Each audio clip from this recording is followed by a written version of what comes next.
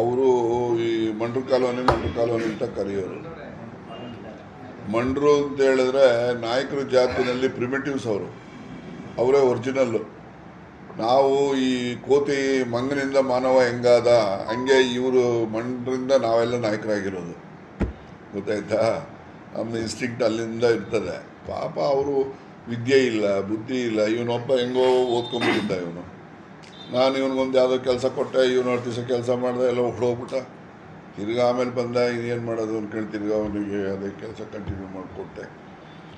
ಒಬ್ಬರು ವಿದ್ಯೆಗೆ ಹೋಗ್ತಿರ್ಲಿಲ್ಲ, ಮಕ್ಕಳೆಲ್ಲ ಭಿಕ್ಷಕ್ಕೆ ಹೋಗೋದು ಟೌನ್ಗೆ. ಅವರು ದೊಡ್ಡವರೆಲ್ಲ ಅಲ್ಲಿ ಇಲ್ಲಿ ಅವರು ಅದು ಮದುವೆ ಮನೆ ಅಲ್ಲಿ ಇಲ್ಲಿ ಕೆಲಸಕ್ಕೆ ಹೋಗೋದು. ಈ ಥರ ಬಡತನ. ಅವ್ರು ಮಲಗಬೇಕಂದ್ರೆ ಪೈಪ್ ಹಿಂಗೆ ಬೆಂಡ್ ಮಾಡಿಬಿಟ್ಟು ಅದಕ್ಕೆ ಸೀರೆ ಕಟ್ಕೊಂಡು ಮಲ್ಕೊಳ್ಳೋರು. ಅಲ್ಲೇನು ಹೆಗ್ಗಣ ಹಾವು ಏನು ಬಂದರೂ ಅವಕ್ಕೇನು ಆಗ್ತಾನೆ ಇರಲಿಲ್ಲ ಇವರಿಗೆ. ಅಷ್ಟು ಅವರು ಅಮಾನವೀಯವಾಗಿ ಜೀವನ ಮಾಡ್ತಾಯಿದ್ರು. ಇವ್ರ ಕಾಲದಲ್ಲಿ ಅವ್ರಿಗೆಲ್ಲ ಮನೆಗಿನೆಲ್ಲ ಕಟ್ಸ್ಕೊಟ್ಟು ಈಗ ಪ್ರತಿ ಮನೆಯಲ್ಲೂ ಸ್ಕೂಲು ಕಾಲೇಜ್ಗೆ ಹೋಗ್ತಾರೆ. ಪ್ರತಿಯೊಬ್ಬರೂ ಕೂಡ ಸಣ್ಣ ಪುಟ್ಟ ವ್ಯಾಪಾರ ಮಾಡ್ತಾನೆ. ಗುಜರಿ ಸಾಮಾನು ಇರ್ಬೋದು, ಇನ್ನೊಂದು ಇರ್ಬೋದು ಮಾಡ್ತಾನೆ. ಎಲ್ಲ 2 ವೀಲರ್ ಇಟ್ಕೊಂಡವ್ರೆ, ಮನೇಲೆಲ್ಲ TV ಹಾಕ್ಕೊಂಡವ್ರೆ. ನೋಡಿದ್ರೆ ನನಗೆ ಭಾಳ ಸಂತೋಷ ಆಗ್ತದೆ. ಅಟ್ಲೀಸ್ಟ್ ಅಷ್ಟು ಕುಟುಂಬಗಳು ಇದರಲ್ಲಿ ಒಂದು ಅವರು ಕೂಡ ನಾಗರಿಕರಂತೆ ಜೀವನ ಮಾಡುವಂಥ ವಾತಾವರಣ ಸೃಷ್ಟಿ ಆಯ್ತಲ್ಲ ಅಂತೇಳಿ ಖುಷಿ ಪಡುವಂಥದ್ದು. ಕಾರ್ಯಕರ್ತರೆಲ್ಲ 3-4 ದಿನದಿಂದ ತುಂಬಾ ಬೃಹತ್ ಪ್ರತಿಭಟನೆ ಮಾಡಿದ್ದಾರೆ. ರಿವೋಕ್ ಮಾಡಬೇಕು ಅನ್ನುವಂಥ ಅವ್ರ ಮನವಿ ಇದೆ. ಯಾವ ರಿವೋಕು? ನಿಮ್ಗೆ ಸಚಿವ ಸ್ಥಾನ ಮತ್ತೆ ಕೊಡಬೇಕು. ಸಚಿವ ಸ್ಥಾನ ಸಮಯ ಬಂದಾಗ ತಗತೀನಿ ನಡೀರಿ, ಅದಕ್ಕೆ ಯಾಕೆ ಅಂತ ಯಾಕೆ ಏನೋ ಅನುಮಾನ ಇದೆಯಾ?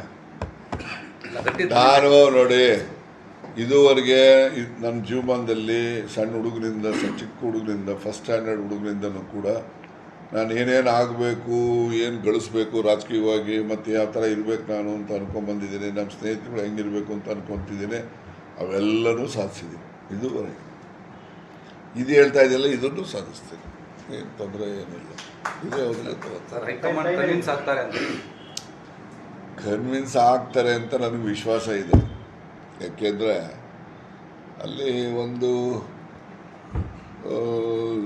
ಅಲ್ಲೊಂದು ಜನಗಳು ಕೆಲವು ಡೆಲ್ಲಿನಲ್ಲಿ ವಿರುದ್ಧವಾಗಿ ವ್ಯವಸ್ಥಿತವಾಗಿ ಮಾಡೋರು ಇರಬಹುದೇನೋ ಅಂತ ಅನ್ಕೊತೀನಿ.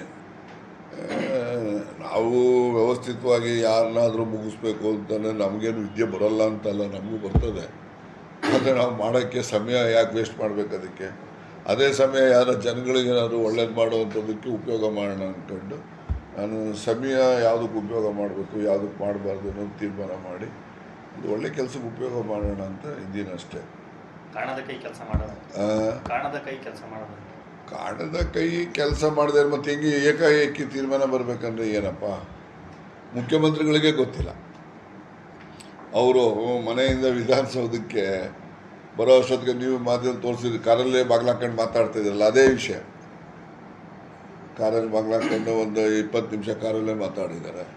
ಪಾಪ ಅವರು ಹೈಕಮಾಂಡಿಗೆ ಕನ್ವಿನ್ಸ್ ಮಾಡೋಕ್ಕೆ ಪ್ರಯತ್ನ ಮಾಡಿದ್ದಾರೆ. ಹೈಕಮಾಂಡವ್ರು ಇಲ್ಲ ತೀರ್ಮಾನ ಆಗಿದೆ ಅಂತ ಅಂದಮೇಲೆ ಅವರು ವಿಧಿ ಇಲ್ಲ, ಹಿಂಗಿದೆ ಕಣೆ ಅಂದರು. ಆಯಿತು ಬಿಡಿ ಸರ್, ಹೋಗಲಿ, ತೊಂದರೆ ಇಲ್ಲ ಅಂತ ಹೇಳಿದೆ.